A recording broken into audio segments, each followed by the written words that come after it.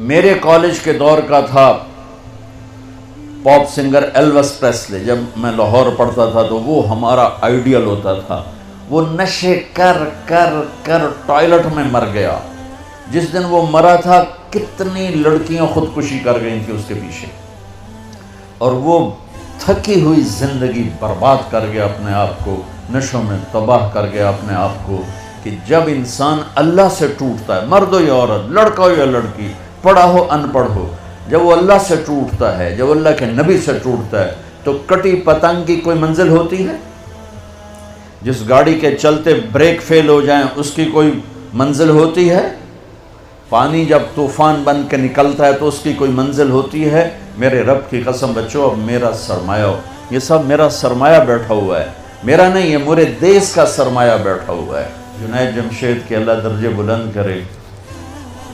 میں ایک جگہ بیٹھا تھا, وہاں ٹی وی چل رہا تھا, تو میں نے دیکھا اسکرین پر ایک بڑا خوبصورت نوجوان ڈانس کر رہا ہے اور اس کے ساتھ 10-12 لڑکیاں ڈانس کر رہی ہیں.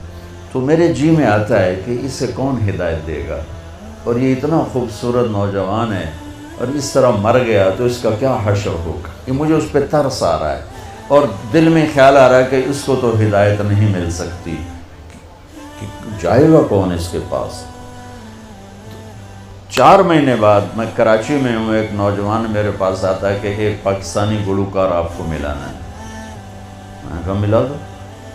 جب وہ اندر آتا ہے تو وہ وہی ہے جس کو میں اسکرین پہ دیکھتا ہوں, جنید جمشید. اس وقت پیک 97, جتنا نام جنید نے میوزک میں کمایا ہے کسی نے نہیں کمایا. جتنا پیسہ, جتنا نام, جتنا فیم, جتنی محبت نسل میں کسی نے نہیں. تو میں نے پوچھا آپ کا نام کیا ہے؟ کہا جی میرا نام جنید ہے. کیا کرتے ہو؟ کہا میرا میوزک سے تعلق ہے. میں نے کہا آپ گاتے ہیں بجاتے ہیں؟ کہنے لگا جی میں گاتا ہوں, دل دل پاکستان میں نے گایا ہے. اچھا. میں نے اس سے بات شروع کی, مجھے نہیں پتا میں نے کیا بات کی. تو وہ نا پہلے یوں منہ چھپا کے بیٹھا تھا, پھر اس نے یوں کپڑا ہٹا دیا اور ایسے کر کے میری سنتا رہا. پھر مجھ سے کہنے لگا ایک سوال کروں؟ میں کہا کروں. کہا ایک پاکستانی نوجوان جو خواب دیکھتا ہے کبھی ایسا ہوتا کہ ایسا ہوتا, اور جس گلیمر کو وہ خوابوں میں دیکھتا ہے وہ مجھے فزیکلی میرے پاس موجود ہے. میں تو اسے دیکھ چکا تھا اسکرین پر, وہ فزیکلی میرے پاس موجود ہے, لیکن یہاں اندھیرا ہے. سینے پہ ہاتھ رکھ کے کہنے لگا یہاں اندھیرا ہے, اور یہاں کہنے لگا یہ خالی ہے, یہ خالی. ایسا کیوں ہے؟ میری تو ہر خواہش پوری ہے, پھر یہ کیوں ہے, یہ اندھیرا کیوں ہے؟ مجھے لگتا ہے میں وہ کشتی ہوں جس کے لیے کوئی ساحل کوئی نہیں. کیا خوبصورت بات اس نے کی. میں نے کہا تو بہت آسان بات ہے. کہنے لگا کیا؟ میں نے کہا تمہیں درد ہو رہا ہے اس گھٹنے میں, تم میڈیسن لگا رہے ہو ٹیوب اس گھٹنے پر, یہاں درد نہیں, دوا لگانے کا فائدہ کوئی نہیں. یہاں درد ہے, یہاں دوا جا نہیں رہا, تو تمہیں ٹھیک کیسے ہوگی؟ کہنے لگا میں نہیں سمجھا. میں نے کہا یہ جو خلا ہے تیرے جسم میں نہیں, تیری روح میں ہے. روح کو لڑکی کا نہیں پتہ, روح کو میوزک کا نہیں پتہ, روح کو شراب کا نہیں پتہ, نشے کا نہیں پتہ.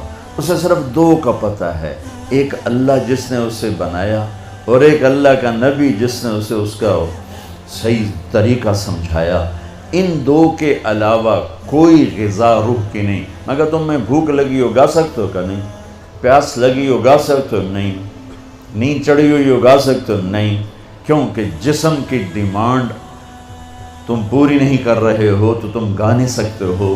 ایسے ہی روح میں ایک فریاد اٹھتی ہے جب اسے آپ اللہ کا تعلق نہیں دیتے, جب آپ نماز نہیں پڑھتے, جب آپ سچ نہیں بولتے, جب آپ حرام سے نہیں بچتے, جب آپ جھوٹ سے نہیں بچتے, جب آپ نافرمانی سے نہیں بچتے, جب آپ نشوں سے نہیں بچتے ہو, تو پھر اس کے اندر ایک فریاد پیدا ہوتی ہے, ایک پکار پیدا ہوتی ہے. وہ فریاد اور پکار وہ ڈپریشن بنتی ہے, وہ اینزائٹی بنتی ہے. وہ بیماری کچھ نہیں ہے, وہ صرف یہ ہے کہ اسے بھوک ہے تم روٹی نہیں کھلا رہے، اسے پیاس ہے تم پانی نہیں. دیکھو میں نے پانی ساتھ رکھا ہوا ہے پینے کے لیے کہ میں انہیں بیان کر رہا ہوں مجھے پانی ساتھ پینا ہے.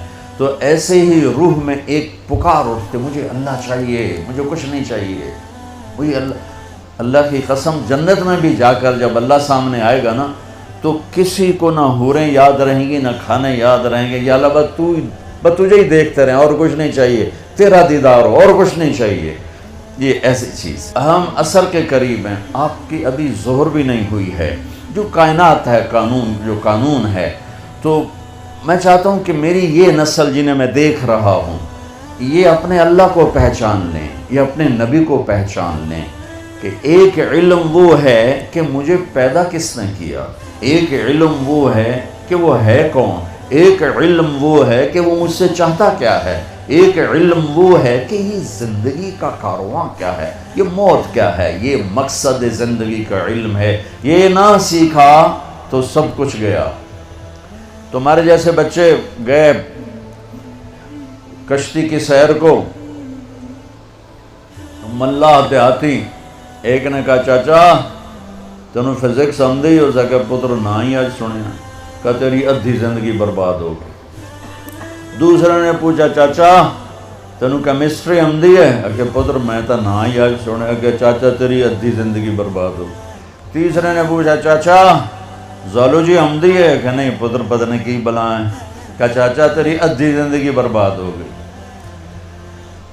دریا میں طوفانی موج آ گئی، کشتی ڈولنے لگی. چاچا بولے پتر وہ تیرنا آمدہ ہے.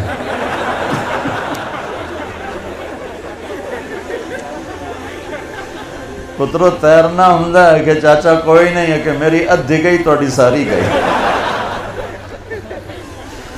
تو بچو تم کامسٹ کی ڈگریاں لے لو یا ہارورڈ کی لے لو یا کیمبرج کی لے لو، آکسفورڈ کی لے لو، اگر اللہ کو نہیں جانا تو اللہ کی قسم ساری زندگی برباد ہو گئی. اللہ کی قسم برباد ہو گئی. کبھی وہ شخص نہ دنیا کا سکون دیکھ سکتا ہے اور آخرت کا تو کیسے دیکھے گا جس نے اللہ کو نہ پہچانا.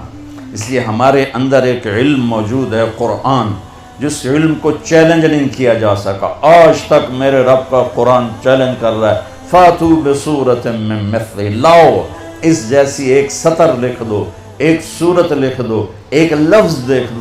ساری دنیا میں آج عربی پر پی ایچ ڈی ہو رہی ہے، ریسرچ ہو رہی ہے، کیا کیا تہ تک چلے گئے ہیں، لیکن قرآن کی ایک سطر نہیں کوئی لکھ سکا کہ یہ میرے رب کا وہ کلام ہے جو اس کی زبان سے نکلا ہے اور میرے نبی کے دل پر اترا ہے. انہو لتنزیل رب العالمین، یہ رب العالمین کا کلام ہے. نزل بہ الروح الامین، اسے جبریل لایا ہے. علی قلبک، میرے نبی کے دل پر لایا ہے. لتکون من المنذرین، تاکہ میرا نبی ہمیں سنائے کہ زندگی کا مقصد کیا ہے.